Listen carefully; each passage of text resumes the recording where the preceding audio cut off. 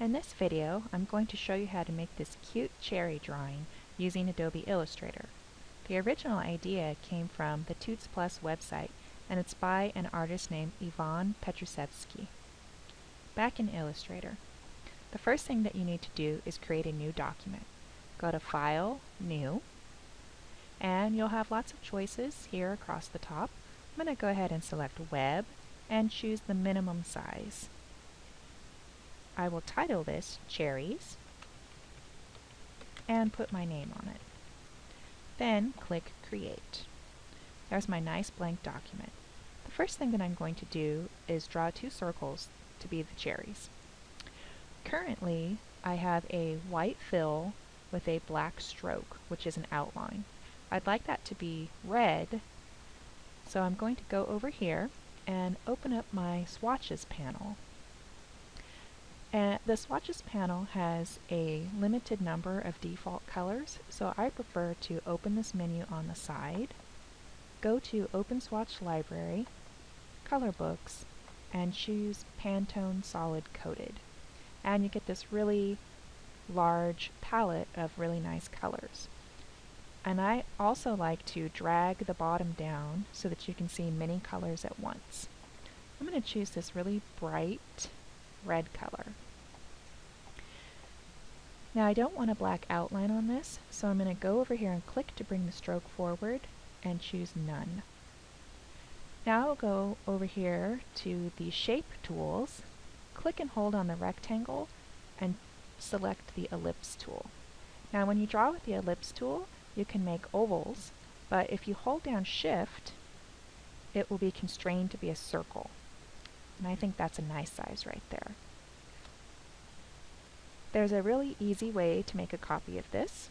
I'll just use the selection tool, hold down Alt on the keyboard, and click and drag a copy.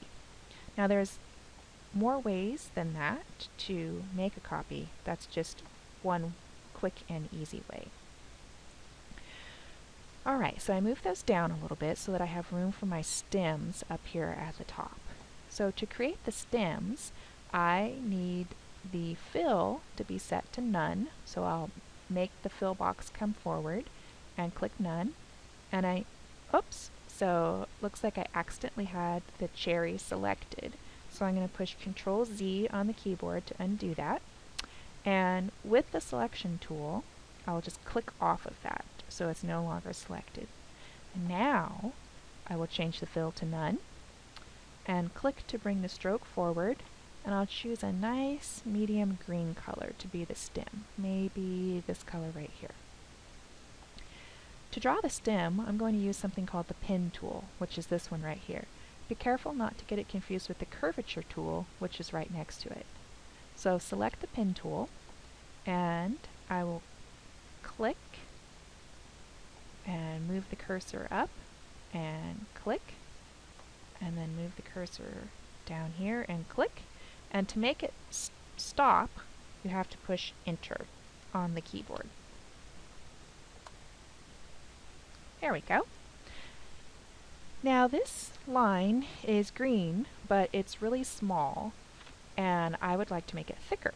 So there's several ways to do that, but one way is to open the stroke panel here on the side, and the weight is right here. Right now the weight is set to 1 point.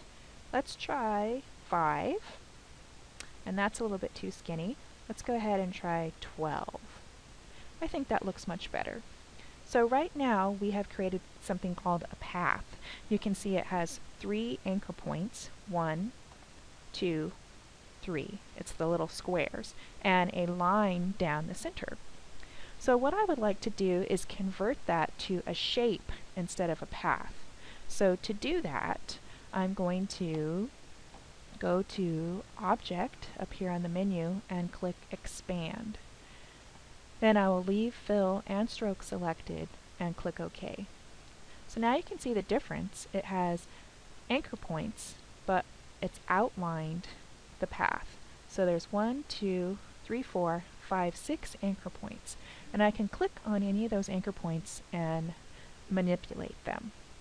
So I'm going to get the white arrow, which is the direct selection tool, and I'll click right on this square, which is the anchor point, and I'll move it. Okay, it's not cooperating. Come on now.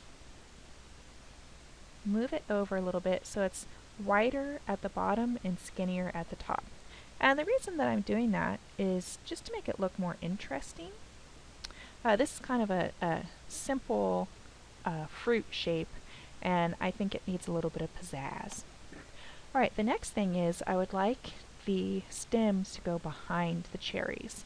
So if I open up the layers panel here on the side, and I click this little arrow, it can show me everything that I've made so far. So I have the stem and the two circles. So I'm going to click the stems, and I can either click and drag it to move it down, or on the keyboard I can hold down Control and use the bracket keys, which are next to P. So if I use the left bracket, that automatically moves the stem down, and I can hit Control, bracket, bracket, bracket as many times as I need to until it gets moved to the correct position. Now I need to draw the leaf. So to draw the leaf, I'm going to use the ellipse tool, and I think I'll make the leaf a slightly lighter green color. So you'll notice that I clicked to bring the fill forward, and I'll choose this color right here. Now I'm going to click and drag to draw an oval, and I'm going to use the pen tool. I'm going to click and hold it and convert it to the delete anchor point tool. And I'm going to delete this anchor right here by clicking directly on that square. So it's kind of smushed it on this side. I want to make it look a bit more like a leaf, so I'm going to get the direct selection tool, and you may have to click on this anchor point to reveal the handles. And I'm just going to take this handle and kind of wrap it around and bend it so it looks more like a leaf shape. Now I'll take the selection tool, I'll move this closer, and you'll notice that when I hover the cursor around the corners of this box, it turns into a bent arrow, and then I can click and drag. The bent arrow is the rotation tool. So yeah, that looks pretty good. So the next thing that I need to do is draw the faces on the cherries. So I want the eyes to be black, so I'm going to click the Restore Default Colors here, and then use the swapping arrows to make the black come on the front, and then I will bring the stroke forward and set it to none. So with the ellipse tool, I'll hold down Shift and click and drag a little eyeball. With Alt, oops, I have to switch to the selection tool. I'll hold down Alt and click and drag a copy. So let's see, I think I'll put the eyes about right there for now. The next thing I'm going to do is draw the mouth. So with the ellipse tool again, I'll hold down Shift to constrain it and draw a circle, and then I'll draw another circle approximately the same size above it and use the selection tool to overlap those. So what I want is this little curved shape right here, because that's going to be my mouth. So again, with the selection tool, I'll click and drag to draw a box around both of these, and then I'll use something called the Pathfinder panel, which I can access by going to Window, Pathfinder, and there are several options, but the one that I want is minus front. So that takes that top circle and subtracts it from the bottom circle. So now I need to change the size of this to fit my cherry a little bit better. And I'll move it into place and hover the cursor around the edges until the bendy arrow shows up so that I can rotate it and move it into place. That looks pretty cute.